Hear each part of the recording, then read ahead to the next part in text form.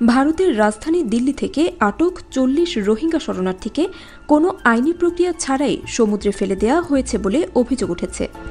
এই ঘটনায় ভারতের সুপ্রিম কোর্টে একটি আবেদন করা হয়েছে, যেখানে বলা হয়েছে যাদের সমুদ্রে ফেলা হয়েছে তাদের মধ্যে কিশোর কিশোরী, বৃদ্ধ এবং বিভিন্ন গুরুতর রোগে আক্রান্ত মানুষও ছিলেন।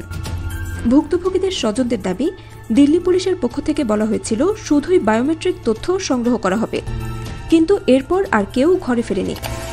উল্লেখ্য, এই রোহিঙ্গারা সবাই জাতিসংঘ শরণার্থী সংস্থা UNHCR এর নিবন্ধিত শরণার্থী ছিলেন। ৬ মে রাতে দিল্লির উত্তমনগর, বিকাশপুরী ও হাসসাল এলাকা থেকে তাদের তুলে নেওয়া হয়। প্রথমে তাদের ইন্দোরলোক ডিটেনশন সেন্টারে নেওয়া হয়।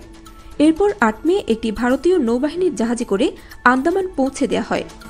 অভিযোগ, সেখান থেকে একটি নৌযানে করে আন্তর্জাতিক জলসীমায় নিয়ে তাদের একে একে সমুদ্রে ফেলে দেওয়া হয়। শুক্রবার অ্যাসোসিয়েটেড প্রেস AP ও ভারতীয় সংবাদ মাধ্যম দ্য ওয়ারে প্রকাশিত পৃথক প্রতিবেদন থেকে এ তথ্য জানা যায়।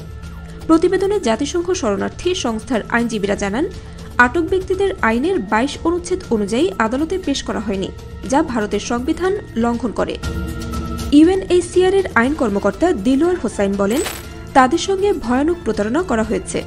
কোনো গ্রেফতারি পরোয়ানা বা আদালতে উপস্থাপনের ব্যবস্থা ছিল না, এমনকি নারীদের ক্ষেত্রে কোনো স্পেশাল জুভেনাইল পুলিশ ইউনিটও ছিল না। তিনি আরও জানান, এক নারীর স্বামীকে তুলে নেওয়া হয়, যিনি সদ্য গর্ভপাতের শিকার হয়েছিলেন। আরেক নারী অভিযোগ করেন, ৩ জন পুলিশ মদ্যপ অবস্থায় তার বাড়িতে ঢুকে শারীরিকভাবে লাঞ্ছিত করার চেষ্টা করে। প্রতিবেদন থেকে আরও জানা যায়, পরবর্তীতে ওই ৪০ জনকে চোখ বেঁধে, হাত পা বেঁধে পোর্ট ব্লেয়ারে বিমানযোগে পাঠানো হয়। এরপর ভারতীয় নৌবাহিনীর জাহাজে করে আন্তর্জাতিক জলসীমায় নেওয়া হয় এবং সেখান থেকে একে একে জলে ফেলে দেওয়া হয়।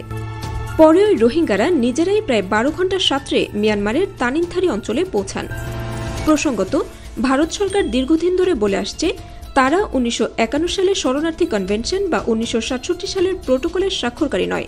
তবে কনভেনশন এগেইনস্ট টর্চার এর স্বাক্ষরকারী হিসেবে ভারতের প্রথম পদক্ষেপ আন্তর্জাতিক মানবাধিকার লঙ্ঘনের শামিল বলে মনে করছেন বিশেষজ্ঞরা।